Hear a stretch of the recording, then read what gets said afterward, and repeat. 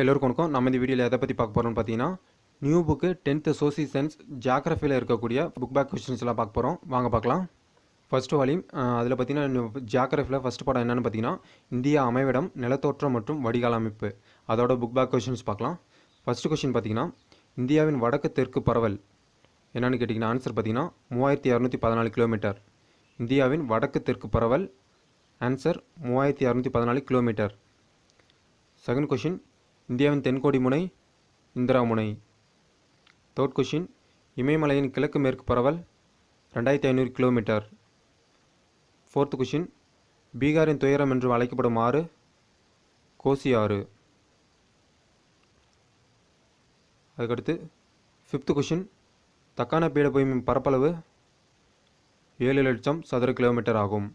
தக்கான பீடபூமியின் பரப்பளவு 7 லட்சம் சதுர கிலோமீட்டர். சிக்ஸ்த் கொஷின், மூன்று பக்கம் நீரால் சூழப்பட்ட பகுதி டேஸ் என்று அழைக்கப்படுகிறது. தீபகற்பம். மூன்று பக்கம் நீரால் சூழப்பட்ட பகுதி தீபகற்பம் என்று அழைக்கப்படுகிறது. செவன்த் கொஷின், பாக் நீர்ச்சந்தி மற்றும் மன்னார் வளைகுடா டேஸை இந்தியாவிடமிருந்து பிரிக்கிறது. ஸ்ரீலங்கா. எய்த் கொஷின், தென்னிந்தியாவின் மிக உயரமான சிகரம் ஆனைமுடி. நைன்த் கொஷின், பழைய வண்டல் படிவுகளால் உருவான சமவெளி பாங்கர். பழைய வண்டல் படிவுகளால் உருவான சமவெளி பாங்கர். இதுவே பார்த்திங்கன்னா புதிய வண்டல் படிவுகளால் உருவான சமவெளின்னு கேட்பாங்க. அது பார்த்திங்கன்னா காதர். ஸோ பழைய வண்டல் படிவுகள்னா பாங்கர், புதிய வண்டல் படிவுகளான்னு கேட்டால் காதர். ஸோ பழையக்கு பாக்கு பா, அதை ஞாபகம் வச்சுக்கோங்க. டென்த்து பார்த்திங்கன்னா, பழவேற்காடு ஏரி டேஸ் மாநிலங்களிடையே அமைந்துள்ளது. தமிழ்நாடு மற்றும் ஆந்திர பிரதேசம். அதுக்கடுத்து பொறுத்துக்க. ஃபஸ்ட்டு பார்த்திங்கன்னா, சாங்போ, பிரம்மபுத்திரா, யமுனை, கங்கை ஆற்றோட துணையாறு, புதிய வண்டல் படிவுகள் காதர். நம்ம ஏற்கனவே சொன்னோம் புதிய வண்டல் படிவுகள் காதர். காட்வின் ஆஸ்டின் K2 பார்த்திங்கன்னா இந்தியாவின் உயர்ந்த சிகரம்.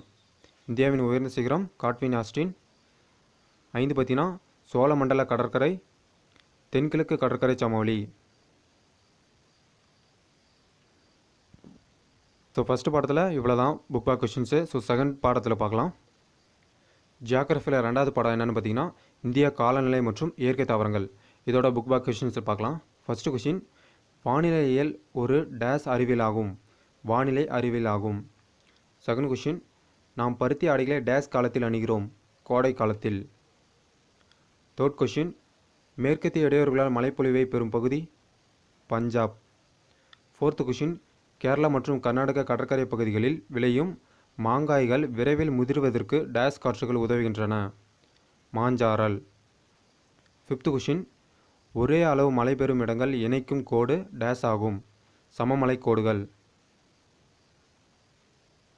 அதுக்கடுத்து சிக்ஸ்த் கொஷின், இந்தியாவின் காலநிலை டேஸாக பெயரிடப்பட்டுள்ளது. அயனமண்டல பருவக்காற்று காலநிலை. செவன்த் கொஷின், பருவக்காற்று காடுகள் இவ்வாறு அழைக்கப்படுகின்றன. இலையுதிர் காடுகள்.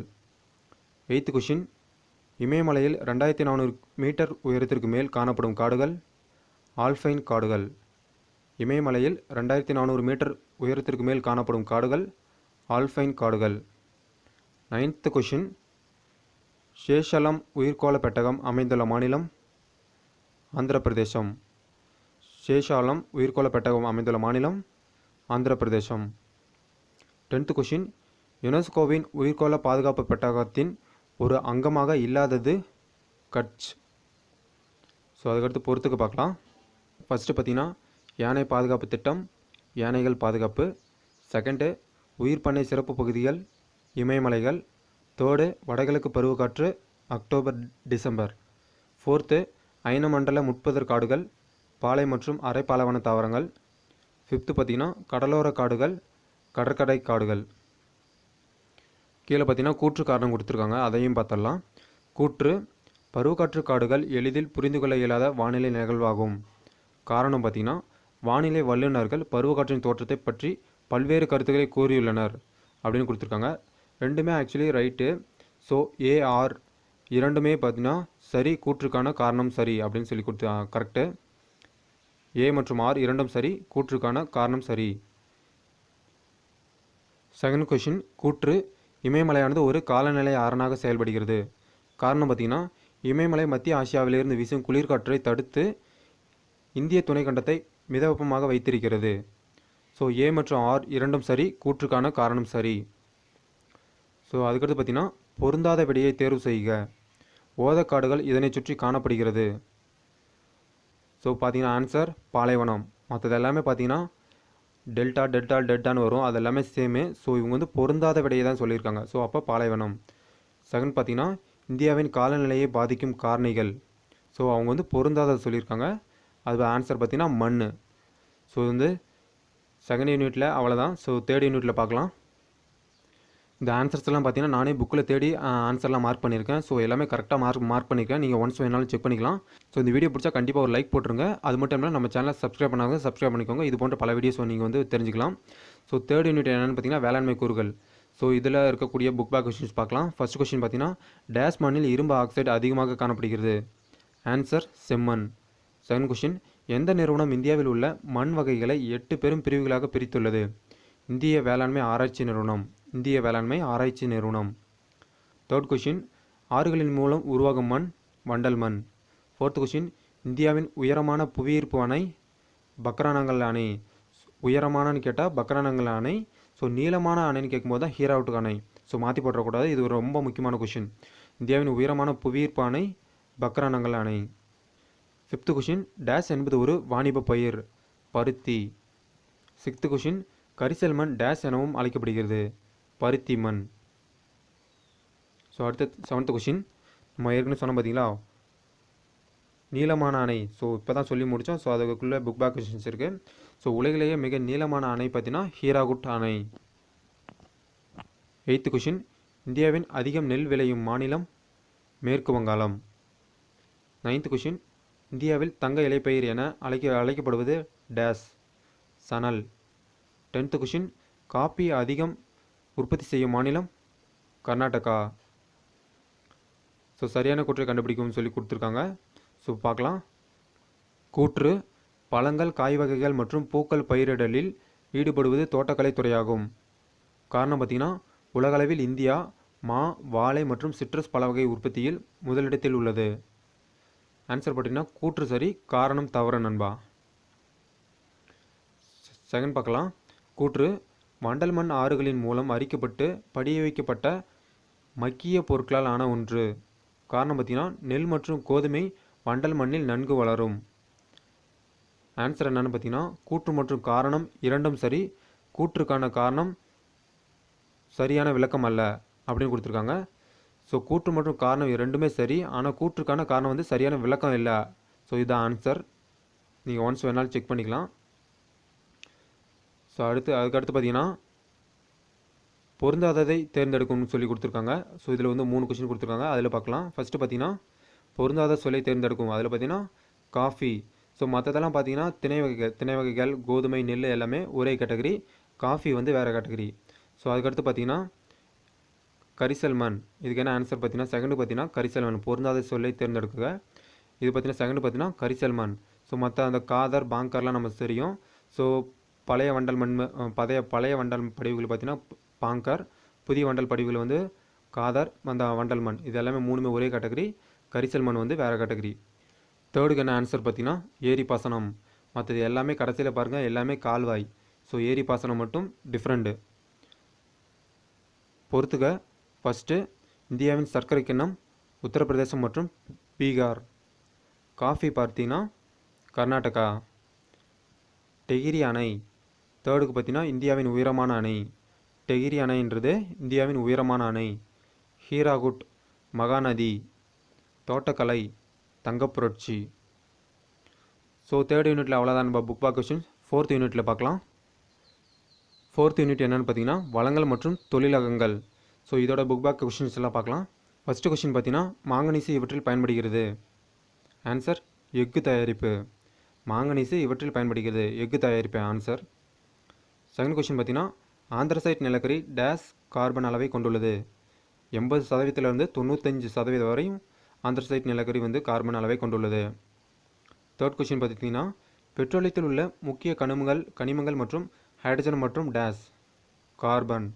பெட்ரோலியத்தில் உள்ள முக்கிய கனிமங்கள் ஹைட்ரஜன் மற்றும் டேஸ் கார்பன். 4th கொஷின் தென்னிந்தியாவின் மான்செஸ்டர் என்று அழைக்கப்படும் நகரம் கோயம்புத்தூர். 5th கொஷின் இந்தியாவில் முதல் சணல் ஆலை நிறுவப்பட்ட இடம் கொல்கத்தா. 6th கொஷின் இந்தியாவில் முதல் அணுமின் நிலையம் நிறுவப்பட்ட மாநிலம் மகாராஷ்டிரம். 7th கொஷின் மிக அதிகமாக கிடைக்கக்கூடிய ஆற்றல் வளம் சூரியன். 8th கொஷின் புகழ்பெற்ற சிந்திரி உர தொழிலகம் அமைந்துள்ள மாநிலம் ஜார்க்கண்ட்.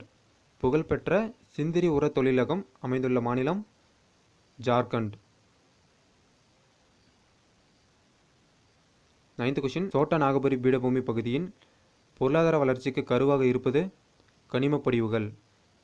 10th கொஷின் இந்திய கடற்கரை பகுதி இரும்பு எஃகு தொழிலகங்களுள் ஒன்று அமைந்துள்ள இடம் விசாகப்பட்டினம். ஸோ அதுக்கடுத்து பார்த்தீங்கன்னா பொறுத்துக பாக்சைட், வானூர்தி, ஜிப்சம், சிமெண்ட், கருப்பு தங்கம், நிலக்கரி, இரும்பு தாது, மேக்னடைட், மைக்கா, மின்சாதன பொருட்கள். So second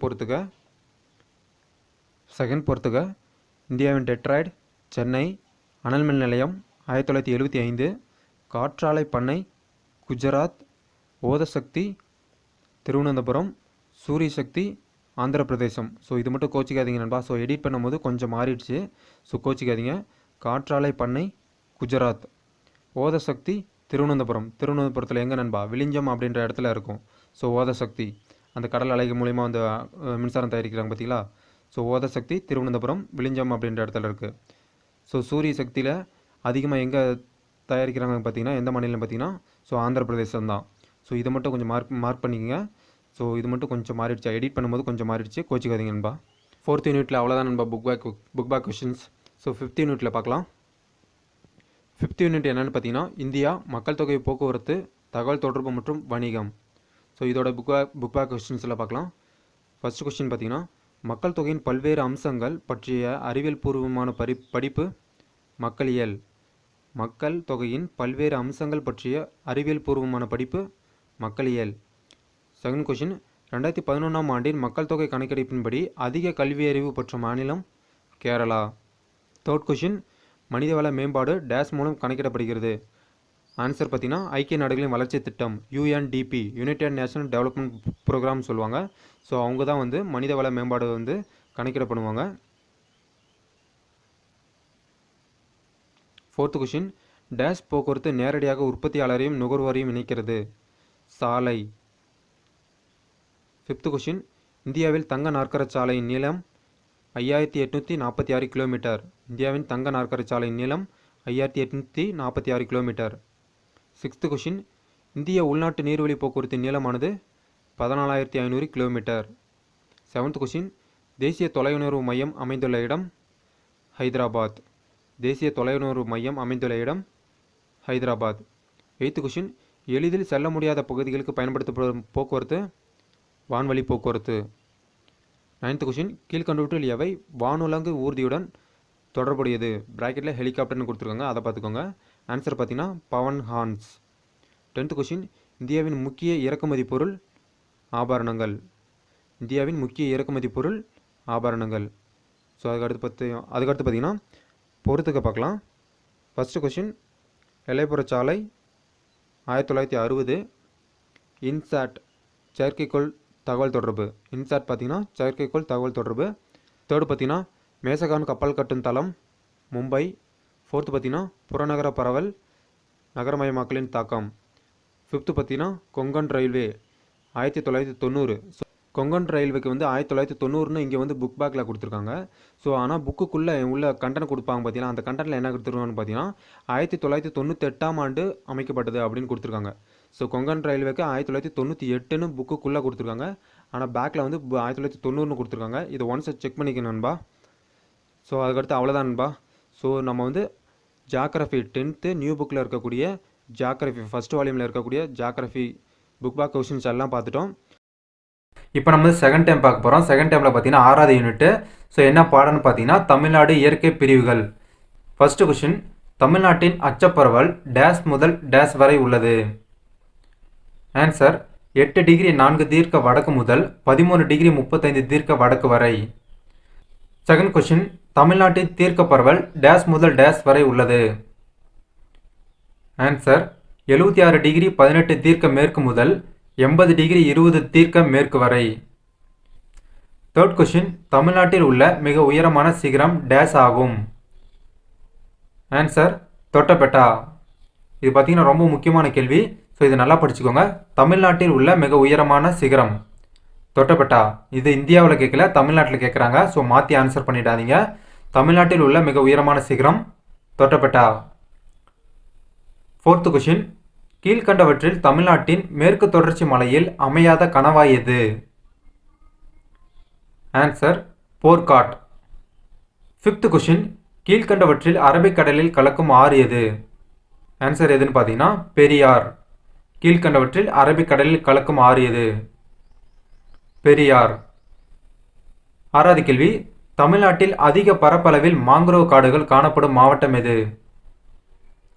Cuddalore. தமிழ்நாட்டில் அதிக பரப்பளவில் மாங்குரோவ் காடுகள் காணப்படும் மாவட்டம் எது? கடலூர். ஏழாவது கேள்வி, பின்னடையும் பருவக்காற்று டேஸில் இருந்து ஈரப்பதத்தை எடுத்துக்கொள்கிறது? வங்கக்கடல். பின்னடையும் பருவக்காற்று டேஸில் இருந்து ஈரப்பதத்தை எடுத்துக்கொள்கிறது? வங்கக்கடல். எட்டாவது கேள்வி, கீழ்கண்டவற்றுள் மண் அரிப்பினால் அதிக அளவு பாதிக்கப்பட்ட மாவட்டம்? Answer Theni.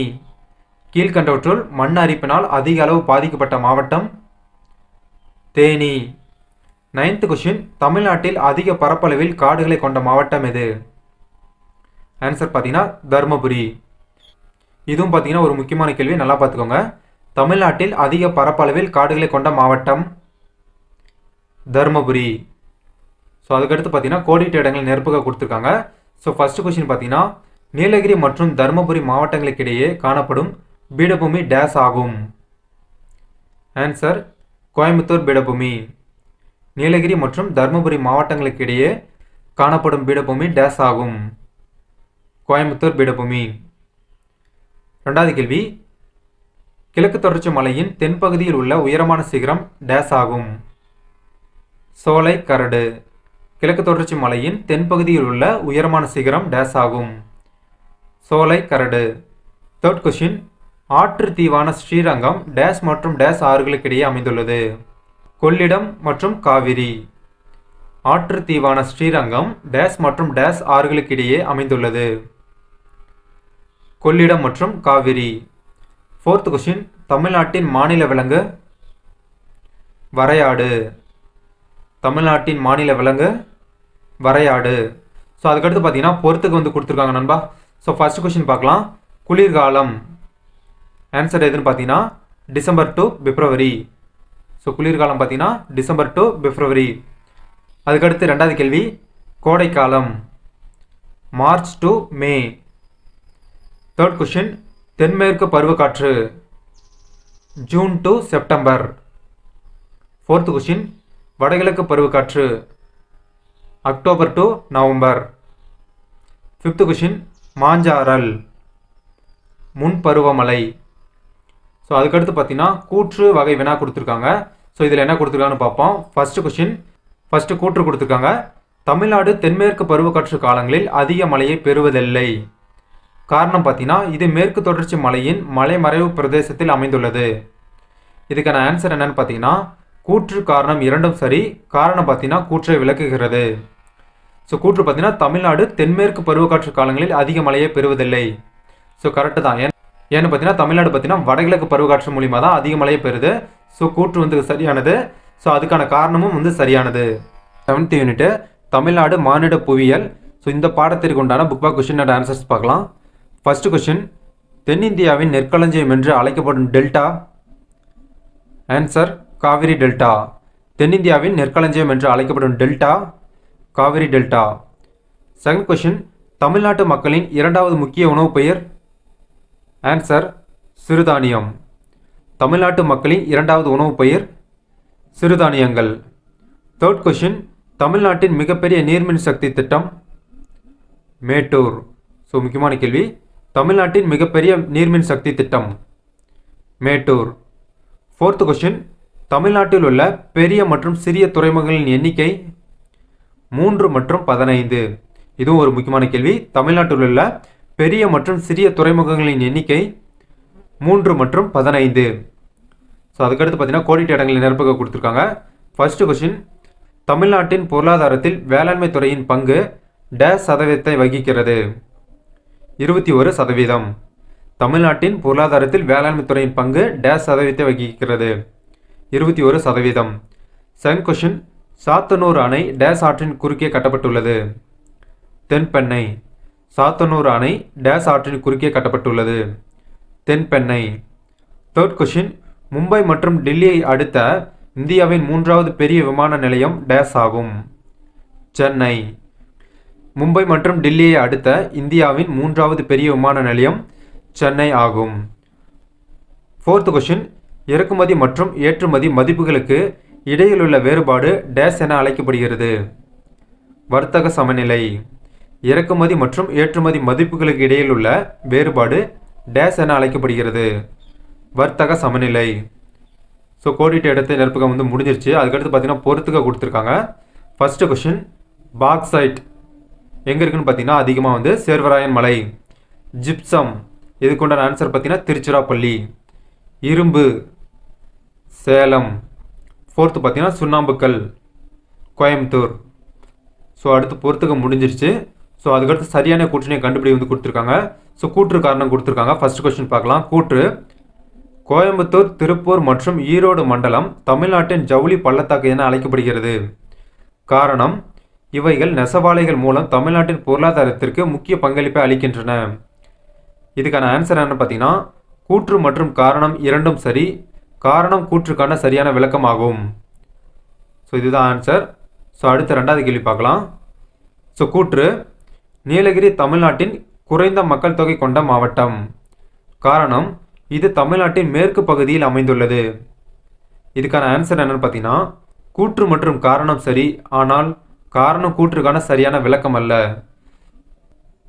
New book 10th ஜியாகிரஃபியில் இருக்கக்கூடிய எல்லா யூனிட்டுமே நம்ம பார்த்தாச்சு. 7 யூனிட் இருக்குது. மொத்தமும் 7 யூனிட் நம்ம பார்த்தாச்சு. கண்டிப்பாக இந்த வீடியோ உங்களுக்கு பிடிச்சின்னு நினைக்கிறேன். பிடிச்சிருந்தா மறக்காமல் லைக் பண்ணுங்கள், கமெண்ட் பண்ணுங்கள், ஷேர் பண்ணுங்கள். நம்ம சேனலை சப்ஸ்கிரைப் பண்ணுங்கள். தேங்க்யூ.